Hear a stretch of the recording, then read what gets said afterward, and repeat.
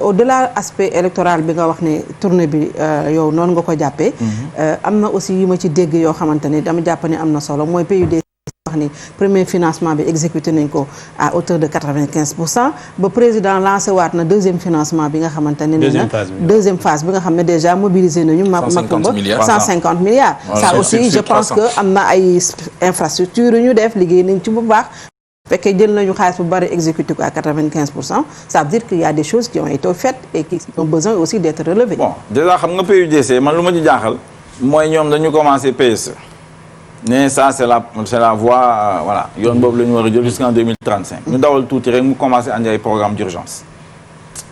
Il y a un problème moom laa leen wax esprit scientifique nangul lool parce que yëf yi doit être cohérent dëgg cohérence moo la fay yóbbu tous les jours ma wax leen ko nangu ñu ma déglu te il faut que ñu déglu ma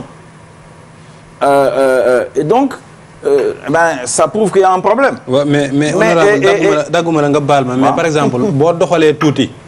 xam ni man kat sama plan bi lii moo ci manqué doo ko réajusté waat. non toujours dans le cadre de la transformation. donc ça veut dire que sa plan bi doxul. ah mais loolu honorable xel mën na ko nangu. non xel mën na ko nangu mën nga yëkkati mbir mu diis nga tegaat ko. nga seet ku la ko jàppale. non avant nga koy yëkkati nga war a xam ñaata la soo ko xamulee. loolu mooy esprit scientifique da nga ko war a xam parce que da nga ko war a xam soo ko mënulee xam nga wut ku la ko xamal. wut nañ ko dem nañ ci McKinsey kay moo leen jàppale ci plan bi. waaw ak ñeneen mais ñooñu dañoo laaj. kon kay ñu ngi dañoo laaj parce que xam nga lu tax liggéeyuñu. programme d'ajustement structurel yu ñu commencé woon avec le rapport Berg dans les années 80. mu dem ñu dugal dimension sociale. après tubaab bi changé ko bind document de réduction de la pauvreté. boobu mooy socle PSE ñemewu ñu maa weddi ñoom bu ñu ñëwee ñu def stratégie nationale moom nañu jël réécrire ko en sous forme d'axe changer plan loolu moom am maîtrise mën nga ko def même licence. ñu boole ci 27 projets loolu mooy PSE ñu dem ba ci yàgg ñu ani PUDC entre parenthèses j'espère que dinañu fay au moins 23 milliards d'entreprises yoo xam ne liggéey nañ fi ay moulins ak yooyu fay ñu leen elles sont en faillite te kenn ñemewul wax parce que PNUD kenn xamul luy PNUD parce que PNUD bu fi newoon tëj na dem na yoonam la dame ku fi nekk nee na reconnaître loolu man ñu sama wàllu bopp sama nga leen doon jàppale bind naa l'administrateur général du PNUD ne leen écoutez il y a une situation qui était là il faut ngeen régler ko donc loolu c'est xam nga c'est de la politique de Macky Sall il se dit man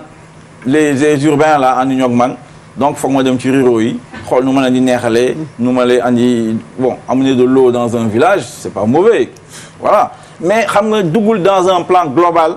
d'aménagement du territoire un plan planification nga xam ne yow dans 5 ans sama village dina am ndox dina am électricité dina am poste de santé wala lool c'est ça travailler. mais honorable c'est que mag ponk yi bari na xam nga ne war nañu sóobu ci yu bari. économie bi moom bu ci benn rek bu mujj bi laal ci bu mujj bi rek nga may parce que aussi même tournée économique bi bëggoon naa ci am xalaatu Barka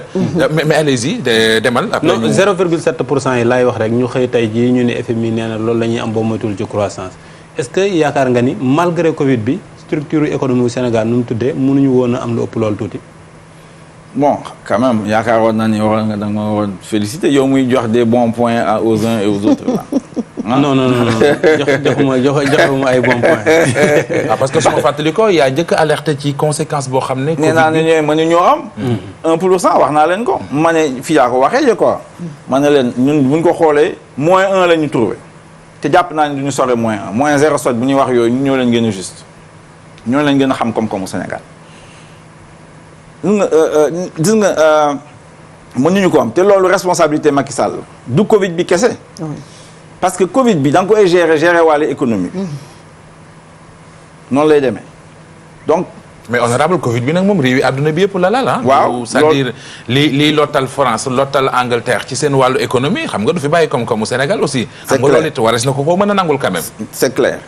que Covid bi choc négatif la mi ngi jógee teew du moom moo tax. loolu moom c'est clair bett na ñëpp tamit moo tax it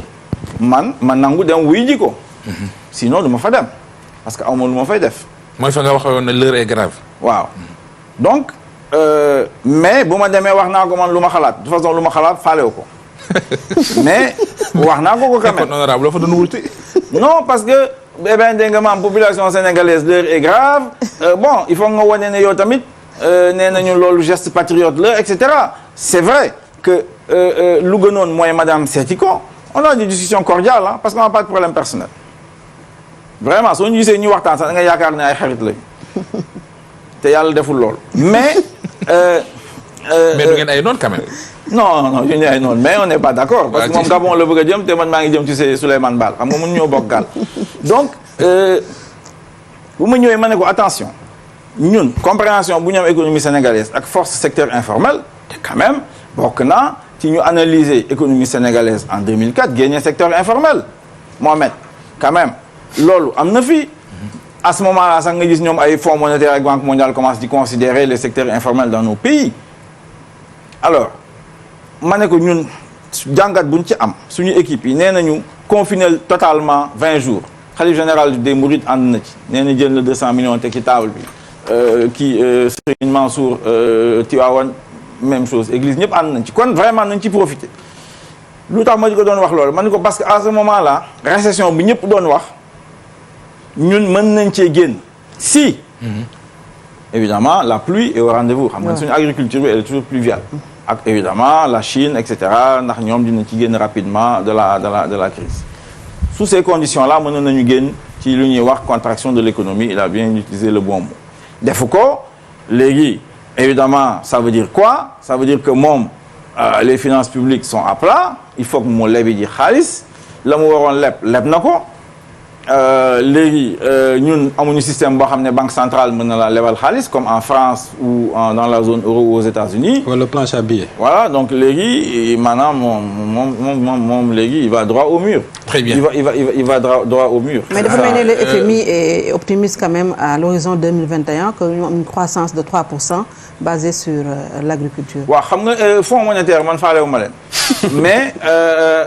xam nga non si bindoon naa leen sax à l'époque ne leen mais yéen vous êtes complaisant avec le Sénégal ne leen à l'époque il y a 1 ou 2 ans bindoon naa leen parce que ñi ngi accumuler ay arriérés intérieurs te gisu leen ko te man gis naa ko comment ça se fait vous avez des équipes vous êtes payé à des milliers de dollars au nom de quoi mais est-ce que c'est pas dû au fait après ils l'ont reconnu moom laa la doon wax ils l'ont reconnu fii donc loolu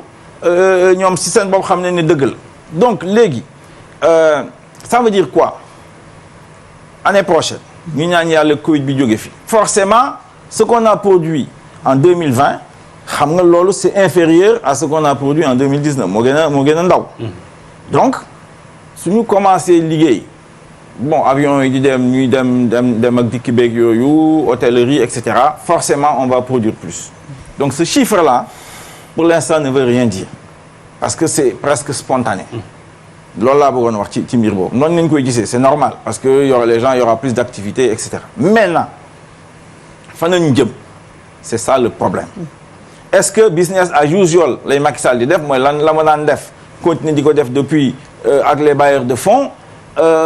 donne-moi une seconde dinaa la attirer attention le recteur là Ali Mbaye c'est un bon économiste bindoon na benn article dans les années 2002 yaakaar naa dafa yoon benn étude publié ko di wane ne en fait croissance bu ñu am ñun c'est à peu près la croissance démographique maanaam suñu koom-koom bi day yokk un peu comme population bi ni muy yokk ça c'est l'agenda des bailleurs de fonds ñoom noonu la ñu gisee donc da lay teg fii quoi bon très bien honorable bëgg nañu ñëw waxtaan ak yow ci wàllu politique il faut sortir bon mbirum Petro-Timit bokk nga ci ñu ko fi sulli woon yëpp bëgg nañ ci waxtaan te malheureusement waxtu yi mi ngi dem Barka laata ñuy seeti Mamadou Ndiaye xool aussi internautes yi ñoom it li ñu am ci question ak taxawaay bi ñu am seen diggante ak ganu Déclic tey di honorable député Mamadou Lamine Diallo président Macky Sall ci tournée économique bi mu def dégg nga honorable nee na moom tournée électorale la ko tudde ak bu mu ci mënti doon ñu bari dañu jàpp ne même su ko dee def parce que mooy président réew mi am na droit xooli li xew ci biir réew mi mais par contre situation fi mu ko defee du lu war bokk nga ak ñoom gis-gis waaw am na lu bëri luñ ci mën a jàngat mais man lu ma njëkk a seetlu ci gouvernance Macky Sall ci weer yi ñu weesu yëpp ba ci Covid bi mu ñëwee amplifier problème yi Macky Sall dafa nekk tey un président très esselé c'est-à-dire que depuis bu mu jëlee initiative séparé wu ak premier ministre bi c'est-à-dire juste avant élection yi j'ai eu l'impression que dafa am lu Macky Sall shifté ci nu mu téye woon nguur gi déjà ni mu demee woon campagne moom kese mel ni day wane ne de campagne 2012 bi dafa am ñu mu àndaloon dafa am ñu ko jàppale woon mu am mu dem ba deuxième tour moom ay force politique yu ko gunge mu gagné cette fois-ci dafa bëggoon am victoire personnelle am wane ne mbir mi moom la que même s'il a encore des alliés il ne leur est plus très redevable mu wane ko ci nu mu téyee APR mu wane ko sax ci nu mu téyee ses premiers compagnons historiques ñu pare ci loolu mu séparé au premier ministre am ñëw teg sa notion de fast track. Moi j'ai appelé ça une sorte de présidence impériale parce que dafa jékki-jékki mel ni ku concentré wu tous les pouvoirs entre ses mains mu wax ko bi ñuy def fast track bi ñoom seen bopp dañ ci communiquer bu baax wane na léegi président bi dafa war a rapproché wu ci population yi mbir mi moom la et cetera. fii lañ toog benn jàkkaarloo la veille déjà nu ñu gisee woon nu muy rek nguur gi ñu interrogé wu ñu ma souligné ma ne su fekkee premier ministre poste bi ni ñu ko téye Sénégal lañ ko bëgg téye mooy mu nekk quelqu'un boo xam ne il obéit au doigt et à l'œil au président nekk qu'un exécutant c'est un primus inter pares, c'est-à-dire moom mooy le premier des ministres mais motul premier ministre et su nekkee architecture boobu la ñuy tegal vaut mieux qu'on ñu dindi ko mais moi je ne pensais pas que bi ñu ko xëy jàkkaarloo Charles Faye toog moo wax loolu mu approuvé ko dañ ci teg moins d'une semaine ñu dindi poste bi listixaar bu tombé la xëj na ñun dañu ko waxee wuñ ko woon pour ñu dindi poste bi mais dañoo ne woon ñun lañ njëkk jaaxal que après ñu dindi poste bi man moom wax dëgg yàlla déggewum ko woon fenn xalaatuma ko woon c'était presque une boutade bi ma koy wax bref soo xoolee ni muy gouverner actuellement il se rend compte que tout le monde est d'accord que l'administration ne fonctionne pas ndax courroie de transmission bu premier ministre waroon yore jëm ko soulager ci yenn yi il est surexposé il concentre trop de pouvoir et il a l'air de se perdre et leneen li peut-être dinañ ci xuus son ni oui ni non incertitude politique bu mu indi mu tënk réew mi day dem troisième mandat du def troisième mandat moom moo ko waxal boppam alors que la question semblait être réglée l'incertitude politique mais conduit à une incertitude économique muy ci investisseurs yi muy tey je me demande ay investisseurs yu bëgg a dugal xaalis ay milliards ci Sénégal ak stabilité bu ñu am politique yàlla may ñu ko environnement géographique bi et tout ça ñu nekk un des rares pays stables en Afrique su dee nit ñi xamuñu kañ la ñuy def ay élections locales xamuñu kañ la ñuy def élection législative xamuñu ndax président bi day dem wala dem mais am na ñoo xam ne ñoom. loolu téye seen bopp téye seen non mais loolu moo leen intéressé. peut-être sa dëkk fan la Mohamed. Ngaabu man boy naa ji s'ils veulent construire là-bas quelque chose mais dañuy téye seen loxo parce que dañ naan amuñu dëkk bi donte stable na macha allah amul guerre amul ay problèmes communautaires et tout mais su fekkee agenda politique bi leerul agenda économique bi mënul leer. Et je pense que tey loolu moo rattrapé président bi et que pour ñëw ci tournée bi c'est cet ensemble de conjoncture moo tax mu ne xaaral ma dem ne mais ko wat def bain de foule pour rassurer boppam dafa daan tournée bi avant muy rassurer Sénégal boppam la bëgg a rassurer pour wane ne ba léegi am na ay nit. mais malheureusement fi mu ko defee moo xaw a doy waar. ndax non seulement dafa doy waar mais man anecdote bi ma ciy joxee ça a l'air anecdotique mooy le fait que mu sol masque bi. pour se protéger avec nit ñi ak lu mu discours bu ñu teniroon ci mbas mi au même moment Macky Sall bu muy def loolu au Rwanda j'aime pas surtout souvent comparer joxe exemple Kagame comme ni ñu koy waxee bon leader et cetera il y a une part de vrai mais bon je suis très réservé je préférerais 1000 ans vivre au Sénégal sous Macky Sall que vivre sous Paul Kagame et je sais de quoi je parle j'ai été au Rwanda pendant 11 jours dem naa ba ànd ak Kagame fu mu defee woon sa base arrière bu muy lancer sa rébellion bref Kagame sëtam dafa am sët temps yi nii mu am sët mu dem seeti sët bi ci en pleine Covid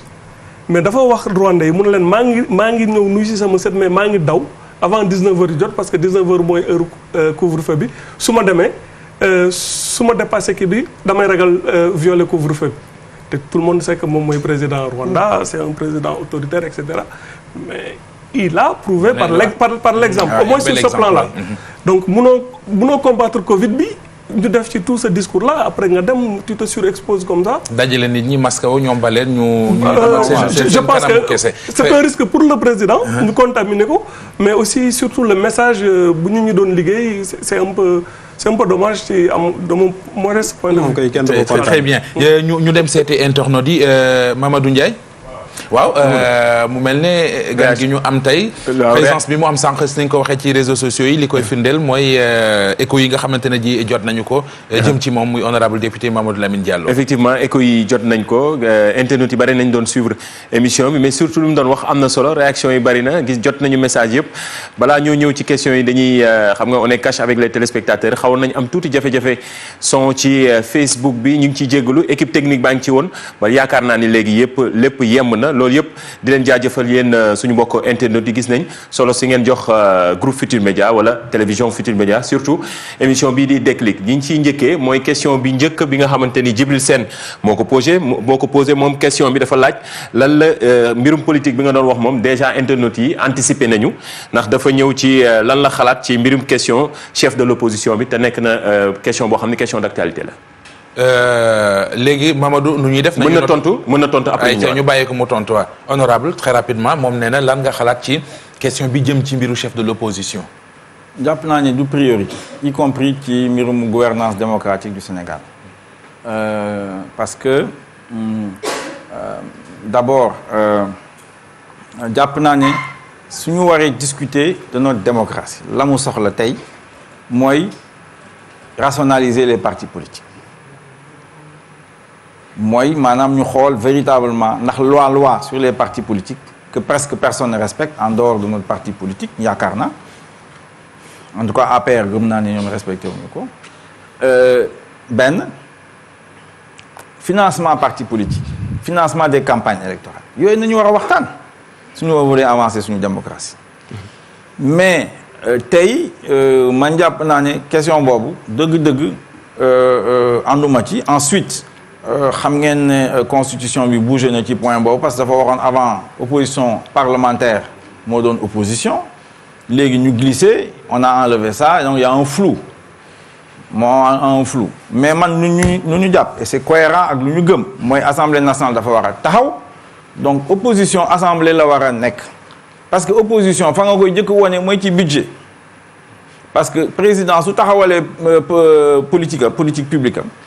traduire ko en budget andi ko assemblée nationale mais fa ngay xamee ndax yow d'accord nga ci wala d'accord loo ci. très bien comme li ñu mën a jàpp mooy du priorité waaw non il faut ñu dem ci internautes yi après ñu dellu soit Mamadou beneen question bi mooy mbirum troisième mandat bi nga xamante ni beneen question d'actualité la lan moo ciy taxawaayam moom Mamadou Lamine Diallo soxla nañ ci xalaatam surtout est-ce que ñu ci ëpp dañu laaj est-ce que coow li mu jur nii jar na ko ci moment bi. jàpp naa ne vraiment kii wax na ko sànq Barka suñu avantage ñun ñëpp a ngi tiit ne Côte d'Ivoire day tàkk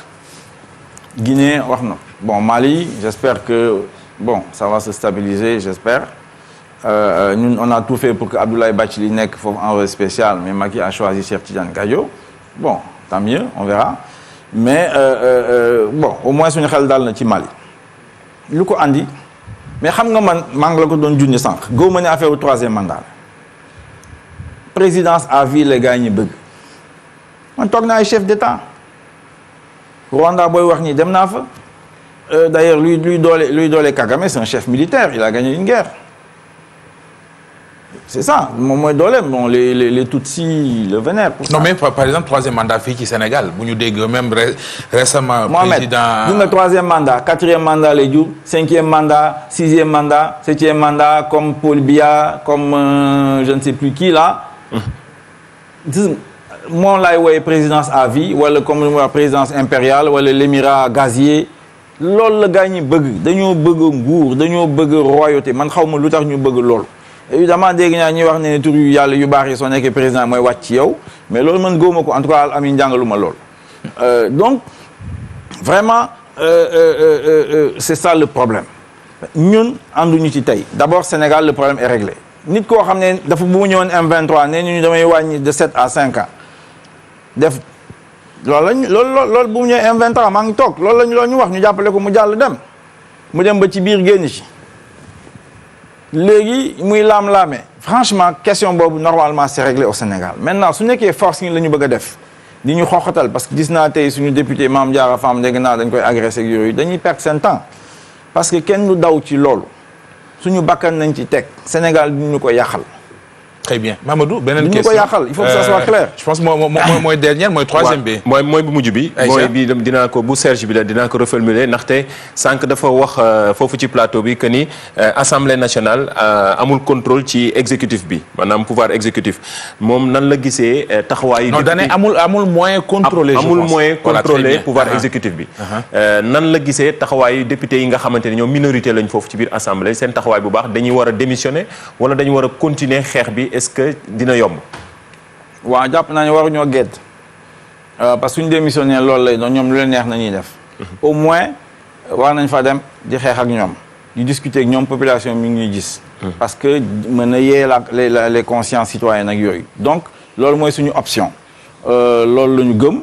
maa ngi ci mission d'information bi dinaa buuxante ak ñoom ci biir essayer d'avoir la vraie information loolu mooy sama ambition. Assemblée nationale évidemment dinaa def ay questions écrites bind naa ci Gazelle Oryx yi tontooguñu maa ngi leen di xaar loolu moo ma dese voilà donc lu ñu mën ñu ngi koy def parce que jàpp naa ne bés dina am population sénégalaise yi dinañ xam ne Assemblée nationale war na am gëdd institution la boo xam ne dafa war a jouer rôle am war a contrôler exécutif loolu xam nga Sénégal mës naa ci discuter ak Macky Sall 2012 bu nekkee benn aussi Sénégal dafa génne woon benn texte bu mu distribué woon foofu ou doon wax ne en fait un peu l'exemple des Chinois là ak yooyu enfin de l'Asie de l'Est une présidence autoritaire genre voilà donc c'est ça qui amène le développement là kii waaw mu ñoom Moubarak Lo sax ñu leen bind yu mel noonu ma ne ko mais ici ça peut pas marcher ma ne ko xam nga mënoo def dictature sur khalife général des mourides da ngay wax lu la neex man nga ko ba def ci man mais pas moom donc c'est pas possible ñoom Mahmoud Saleh ma weddi ma ne loolu mënoo ko fi am si nga fi ay consensus fort nga mën a am ñu avancer loo réew te loolu lu ko mën a am mooy déggoo lu ko mun a andi moom mooy ñuy diisoo parce que Sénégal dafa am histoire boo xam ne c'est très compliqué il faut que ñu xamee ko noonu donc ce n'est pas le Rwanda où Kagame a libéré les Tutsis bon les femmes Tutsis l'adorent donc lu mu wax ñu def bon et puis quand même il y a des résultats il respecte la loi ak yu mel noonu même c'est vrai que c'est un régime dur très dur un peu comme le général Park après la guerre de Corée un peu c'est ce modèle là yooyu la ñu bëgg a def am na ñu koy théoriser mais fii Sénégal du fi dox jàpp naa ne Afrique de l'Ouest sax mënu fay dox soo xoolee suñu histoire ñoom Cheikh Anta Diop nu ñu ko bindeeg yooyu di nga xam ne fii c'est très compliqué empire du Mali nu mu taxawee ak bon la charte du Mandé ak les différentes forces qu'il y a ici et yooyu moo continué di am donc ñun lu ñuy woote mooy déggoo lu ñuy woote moom mooy diisoo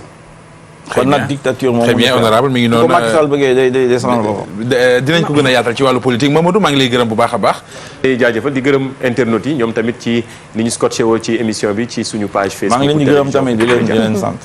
wala ci réseaux sociaux yi merci beaucoup Mamadou Ndiaye Adja Binta mu mel ne internautes yi wane nañu yoon wi ponk bi ñu waroon a mujjee mu di wàllu politique ñoom jot nañ cee xuus mais ma bàyyi la rek ak honorable ak Makumba ak honorable man question bu ma dee njëkk a laaj mooy ana opposition bi les Sénégalais se demandent si Sénégal amatina opposition déggatuñ ci kenn même le CRD bi ngeen di wax bu yow lañ ci dégg avec le livre de Thierno Alassane Sall mu soulevé woon un tollé mais depuis lors tout le monde est devenu aphone les ñan ñoo nekk sur le terrain ce sont les nu mu tuddati ñoom Guy Marius Sagna les ñooñu la ñuy gis sur le terrain politique maintenant opposition lan moo leen dal ba dégg nañu sax ki nga xamante ni moom mooy le leader du PASTEF ne opposition amu fi li fi am mooy sax opposition bu ñuy fay au palais pour ñuy dal ci kawam lan moo dal opposition Sénégal. bon c'est vrai que xool asamaan si moom jarul la buuxante. ça dépend ci la ngay séntu rek honorable ça dépend ci la ngay séntu rek. ça dépend ci kii xanaa weer bi wala jant gi moom day jëlee compliqué mais donc en tout cas man lu ma mën a wax mooy ñun xam nga Macky Sall am na ci lu mu xarañ mooy politicien te jàpp naa ne peut-être que dañ ko sous-estimer woon côté boobu donc bu ñu commencé dawal suñu kuréelu opposition bi ay Manko Wattu ak yu mel noonu même les législatives de 2017 amoon nañu ambition daf une grande coalition à la dernière minute dégg naa dafa ñëw ne leen tey dama koy tas effectivement tas na alors mais ñu jàpp ne effectivement il faut que qu'on se réorganise ci loolu la ñu nekk ñun waa CRD ñu ngi ci réorganisation pour mën a jàkkaarloog moom ñu ngi ci liggéey boobu bon maintenant. waa CRD c'est cette partie. waaw moo fa nekk. waaw moi je parle de toute l'opposition on a combien de partis politiques kenn moo ci nekk au pouvoir plus la coalition Benno Bokk Yaakaar bien sûr. waaw xam nga waaw et l'autre opposition il est où les Idrissa Seck on les entend plus les Gakou on les entend plus. xam naa nee naa la c'est ça tous ces gens là. waaw mais bon moom ñooñu ñu ngi fii man mënu ma wax mais opposition bi rek lañ ñëpp di laaj. non waaw xam nga déjà il faut qu'on soit honnête mooy par exemple ci dialogue bi man jàpp naa ne man Macky Sall xam nga du kenn kuy sàmm kàddoom wane nañu ko une fois deux fois et puis lu ko neex lay def man wóoluwuma ko c'est clair à la dernière minute même ñu ñuy wax ni day jékki-jékki andi dara loolu lañ def ci parrainage yi ñëw man lii laa bëgg mu yóbbu ko assemblée nationale ñu woteel ko ñoom noonu lay doxalee ensuite il est spécialiste pour détruire les organisations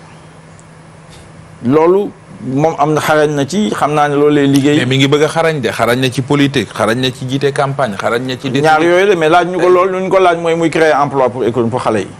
loolu lañ ko laaj parce que lu muy def noonu ku yore état mën nga ko def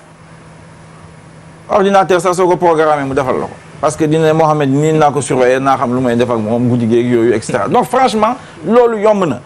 mais ñun fu ñu koy xaar mu promettre ñu ko mooy suñu koom-koom bi jël yëkkatiku xale yi am xëy et puis voilà Sénégal nekk zone de haute pression économique. mais est-ce que Macky Sall a réussi à réduire l'opposition à sa plus simple expression. loolu la bëggoon ba pare dérouler son programme. waaw loolu la bëggoon baliser ko le terrain. waaw loolu la bëggoon mais jàpp naa ne lajj na parce que on a compris que loolu la bëggoon on est en train de nous réorganiser. maintenant sur le dialogue am na ñu ko wóolu ne dañuy dialogue rek ñoom ñun gëmuñu ko léegi on verra lu muy jur Barka wax nga fi lenn lu am solo man wax naa ko assemblée nationale gëwuma ne Sénégal mën nga ko yore sans premier ministre c'est pas possible te argument sax yu mu joxe quand même ne xaw mu premier ministre dañ koy tere mu liggéey ak yooyu mënu ko wax ne woon nekk na fi premier ministre moom ci boppam donc franchement tàgg na fi ñoom premier ministre ñoom Aminata Touré ak ñoom ñëpp mën na yeewu suba ne ñii bon c'est des bras cassés c'est pas possible donc leneen la lu mu ko wax mooy évidemment mooy présidence impériale boobu bëgg am tous les pouvoirs justice yëpp mu ngi ci loxoom lu ko neex lay def mais loolu du ko yóbbu fenn donc en tout cas opposition ñun CRD ñu ngi ci opposition bi ñu ngi jàkkaarloog régime de Macky Sall ñu ngi organiser wu évidemment Covid bi xawoon nañu perturbé c'est vrai rassemblement yi bëgguñoo jël responsabilité ay rassemblement ñu ne attention yéen a fi dawal mbas bi mais loolu mi ngi deñ et donc effectivement ñun dañu positionné ñu nee nañu de toute façon cette histoire de présidence à vie là du fi am Sénégal ak yeneen voilà donc ñu ngi organiser wu parce que nag opposition dafa laaj organisation loolu laa mën a wax daal en ce qui concerne le CRD. Très bien parce que. waaw Binta dafa am lu mu wax pour man lu am